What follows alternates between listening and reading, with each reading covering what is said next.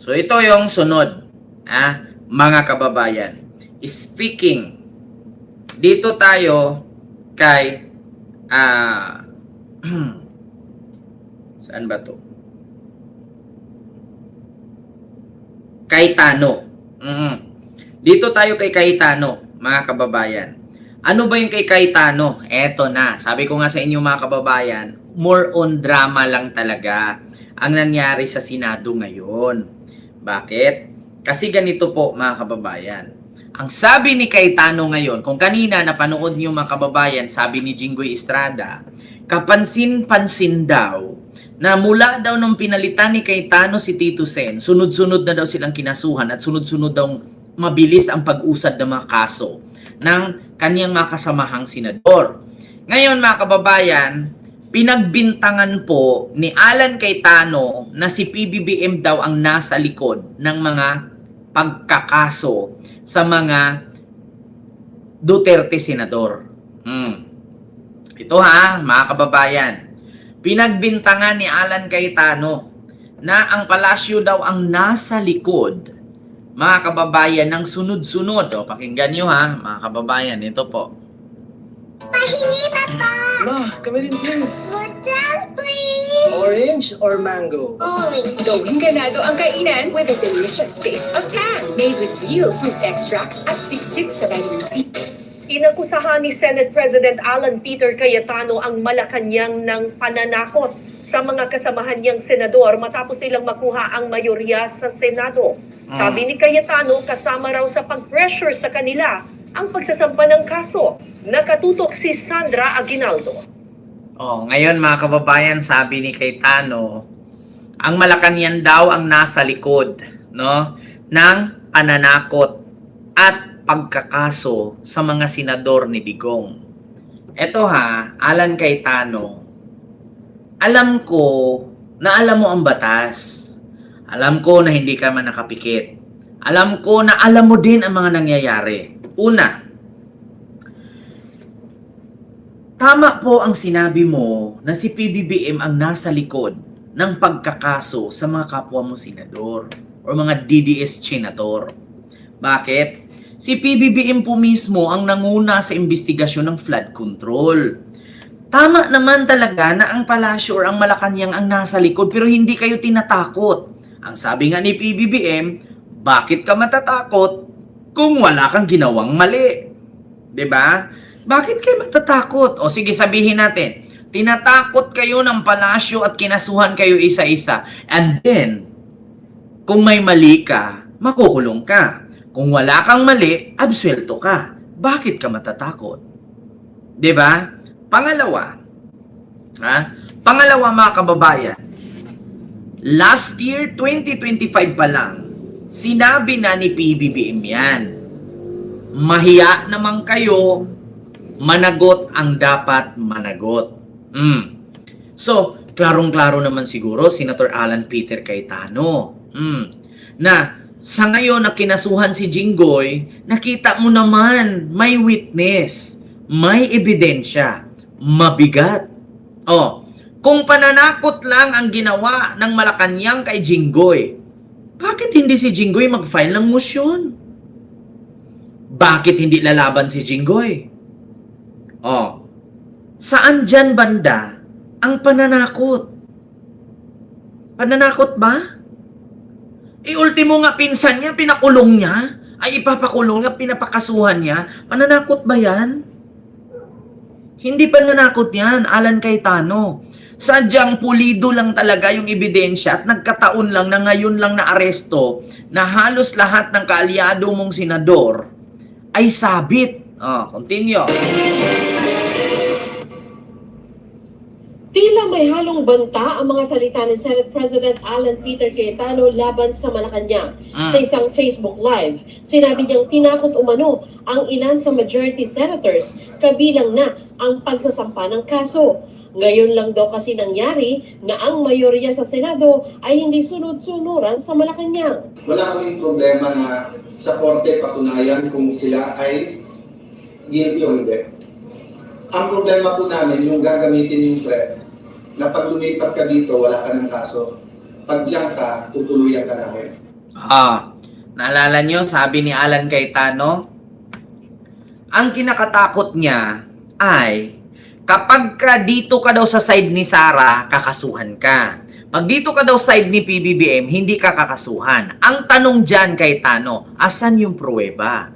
Kasi itong mga kinaso kay Jinggoy, kay Joel, kay Cheese, kay Marcoleta, at kay Robin, lahat yan may ebidensya. Napapanood at nakikita ng sambayan ng Pilipino, hindi kami nakapikit. Ngayon, yung haka-haka mo, na kapag ka doon ka kay BBM, wala kang kaso, kapag dito ka kay Sara, kakasuhan ka, saan? Diba? Ganun lang kasimple yan, Alan Cayetano. As a vlogger, katanda-tanda ko na bilang vlogger dito, ilang beses na ako magribat, sanay ako sa ribatan. Ang tanong kasi, itong mga ikinaso kay Jinggoy, pulido to. May ebidensya, may witness. Nandyan si Alcantara, nandyan si Bryce. So ano yun? Tanim kaso? Tanim ebidensya? Kaya nga si Jinggoy walang panlaban eh.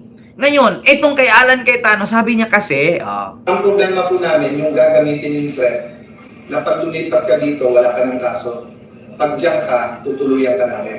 Kanina lang, So, ang kinakatakot daw ni Cayetano, kapag na kay Sara ka, tatarin ka ng kaso. Pag na kay BBM ka, wala ka ng kaso.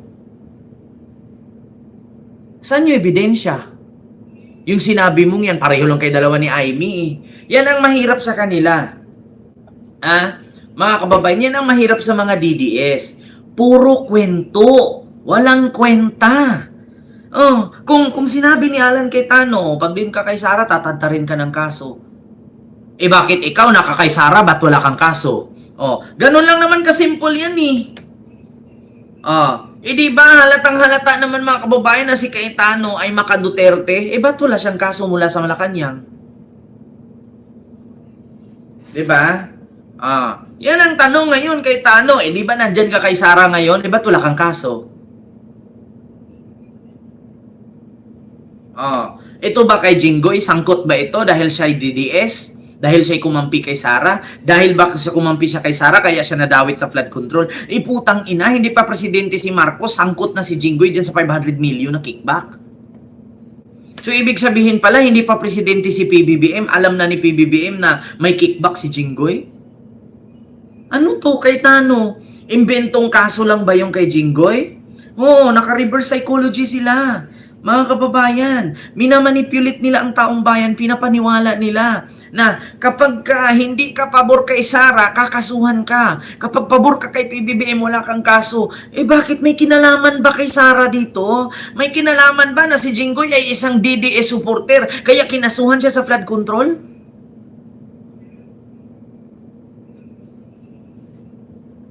Diba? Kaya wala silang ibang ginawa kundi manggagaslight na lang, mangmanipulate, tapos i-reverse psychology nila ang tao. Na mapaniwala nila na, ganito, ganyan, kinasuhan. Dahil ayaw pumabor kay BBM, dahil DDS kami, kaya kinasuhan kami. Tapos pag i-check mo isa-isa, anong kinalaman doon sa pagiging DDS? Yung pagnakaw mo sa flood control. Hindi ka pa presidente si Marcos, nagnakaw ka na. Diba? Ayusin mo, Alan Cayetano. Kasi mabilis kang ribatan. Ako pa lang to. Anong kinalaman sa kaso ni Jinggoy dahil siya ay DDS kung hindi pa presidente si Marcos, nagnakaw na si Jinggoy?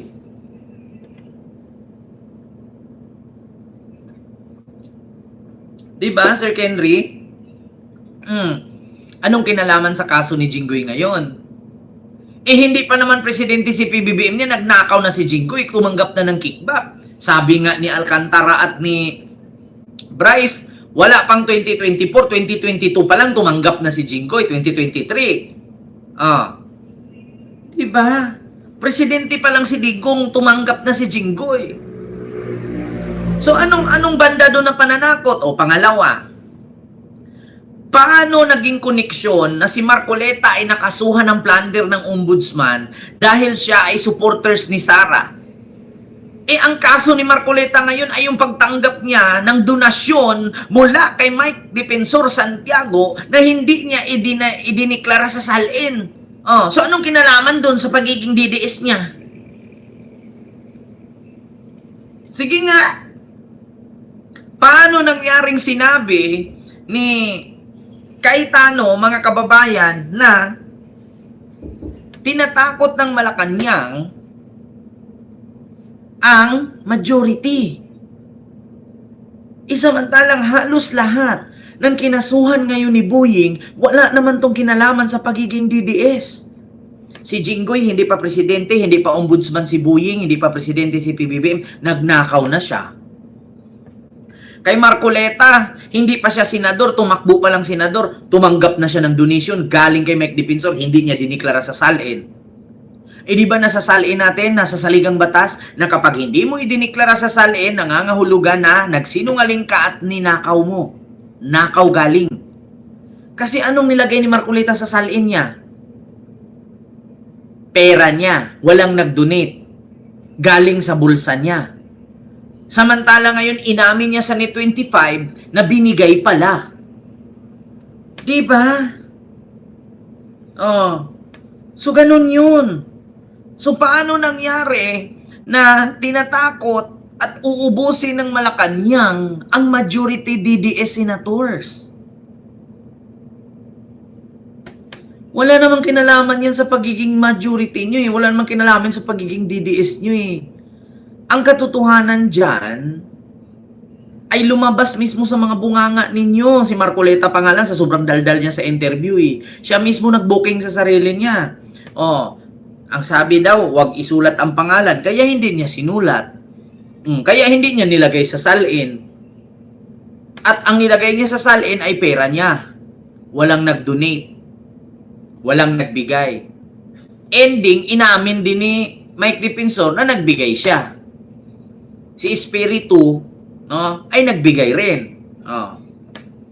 Continue. Piyansa si Senador Jinggoy Estrada sa Sandigan Bayan para sa kasong graft at may nakaumang pang warrant of arrest para naman sa kasong plunder. Sabi ng ombudsman, sunod daw na sasampahan ng kaso si Senador Joel Villanueva.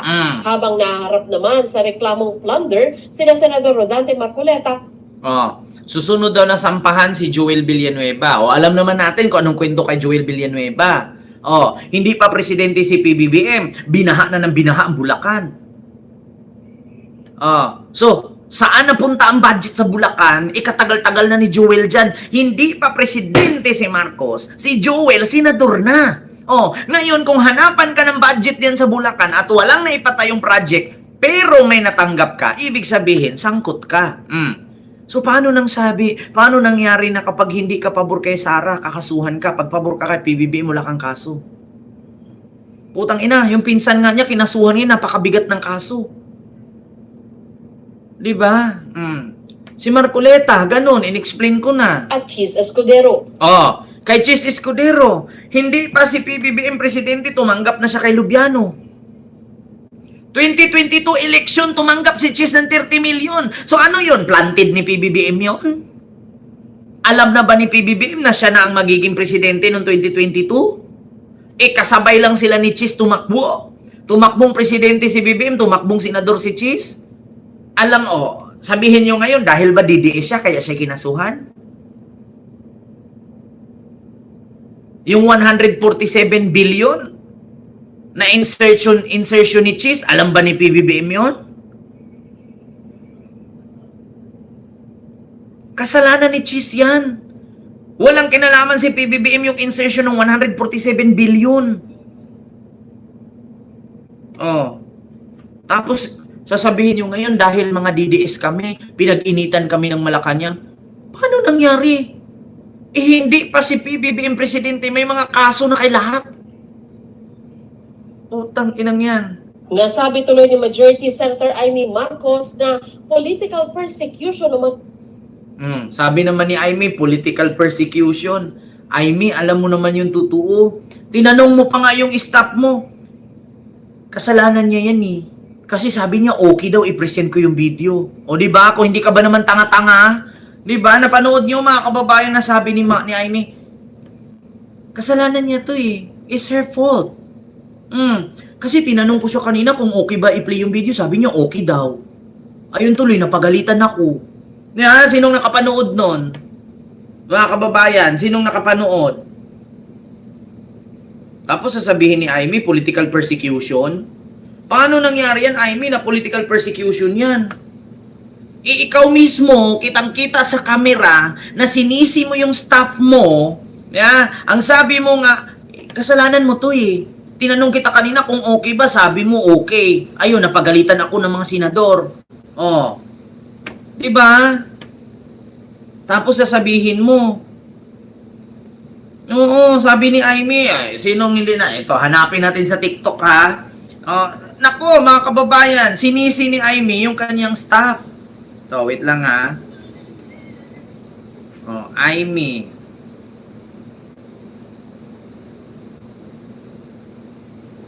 To,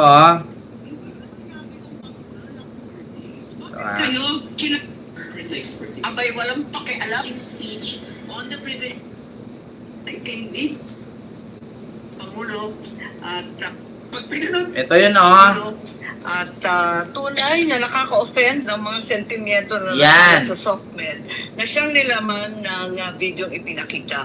Subalit nakaka-offend din kasi yung mga sinasabi ng ilang senador tungkol sa akin na sadyang sinungaling, na lahat daw na lumalabas sa bibig ko ay lahat all BS, outright lies, at yung iba pa may pahaging na kinakailangan daw ako ipasok sa mental institution.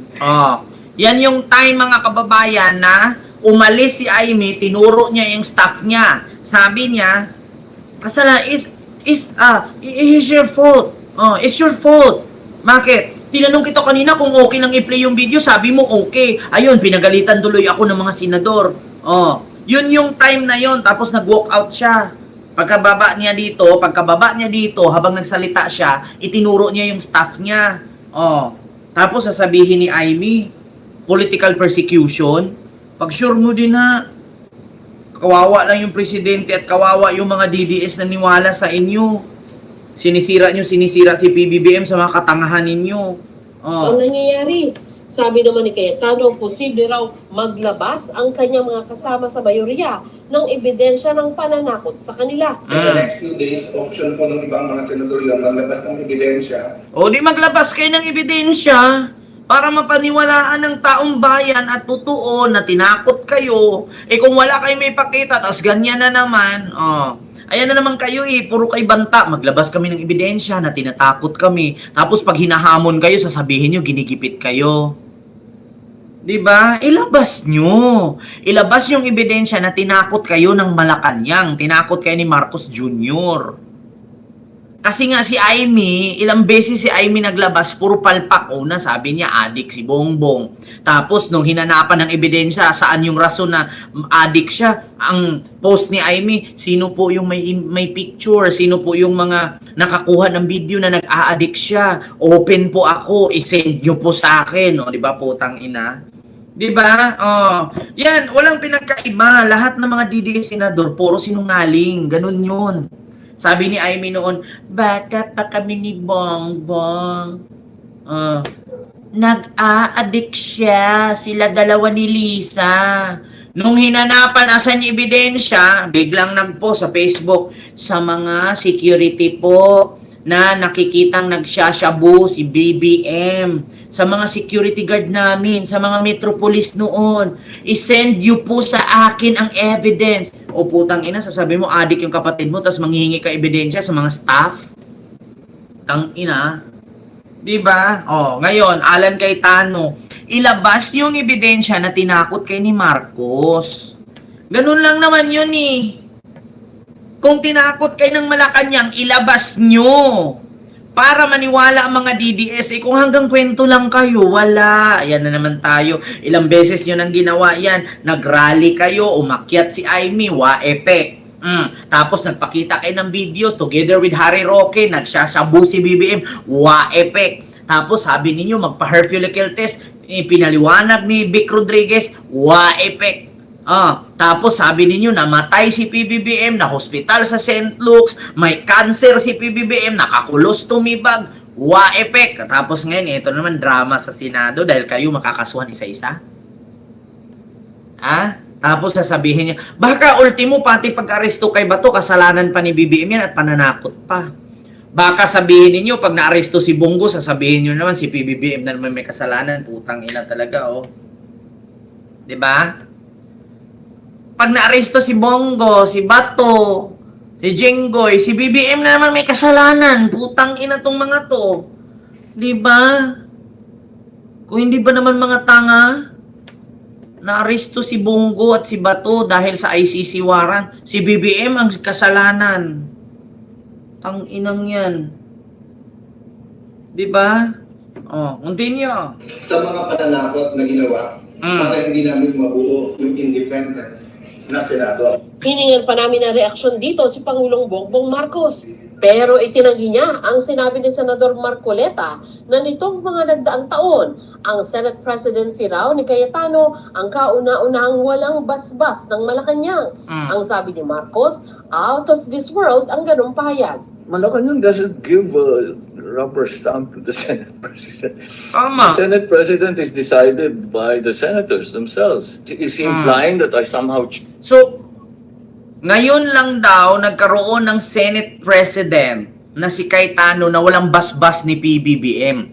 So, ibig sabihin pala mga kababayan, noong Senate President si Tito Sen, yung mga bumuto noon, na bumuto kay Cayetano ngayon, binasbasan ni PBBM? Eh di ba yung mga bumuto kay Cayetano ngayon, yan din naman ang bumuto kay Soto noon? So, ibig sabihin, binasbasan ni PBBM yon. Ayan na naman tayo, Marcoleta eh. Ayan ka na naman katangahan mo eh. Si Cayetano lang daw ang naging Senate President na walang basbas ni PBBM. So, ibig sabihin pa si Tito Sen noon, di ba binoto nyo na gawin yung Senate President, may basbas din ba ni BBM yon? Eh di ba yung mga bumoto kay Tito Sen noon, isa si Cayetano? Tang inang yan. Bobo lang. Eh di ba kayo nga nagtanggal kay Chis Escudero na palitan ni Soto? Utang ina to. So ano yun? May basbas ni BBM? Putang ina. Kung may basbas ni BBM, hindi mapapalitan si Chis Escudero. Bakit? Best friend ni Lisa yan. Ito. Gusto kong barahin yung sabi ni Marcoleta ha. Si Senate President Cayetano lang daw ang naging Senate President na walang basbas ni BBM. So kung tutuusin, may basbas ni BBM, hindi mapapalitan si Chis Escudero ni Tito Sen. Bakit? Best friend ni Lisa, si Chis. Kung basbas lang ang pag-uusapan. Ngayon alam nyo na. Magkalabasan na. Magkalabasan. Kung meron lang basbas ang pag-uusapan, hindi mapapalitan ni Tito Sen si Chis Escudero kasi best friend ni Lisa yan.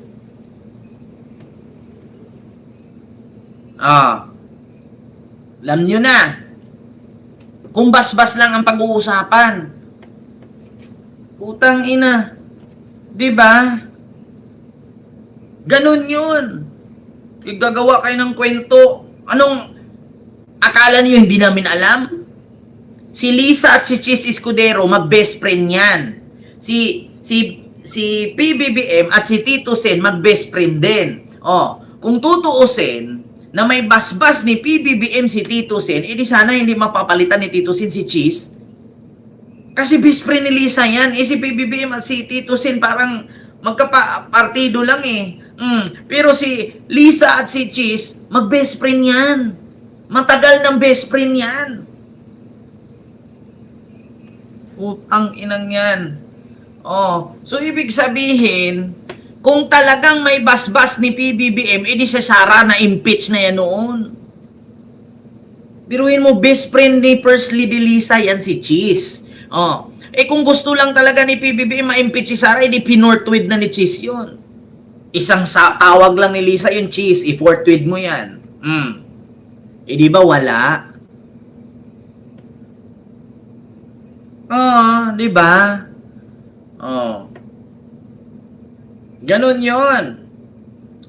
So, klarong-klaro ha, mga kababayan. So, yun lang. Maraming salamat po sa inyong lahat. No? Mga kababayan, mag-iingat po kayo palagi. At lagi ninyong isiping tag-ulan. So, yun lang. Maraming salamat, mga kababayan.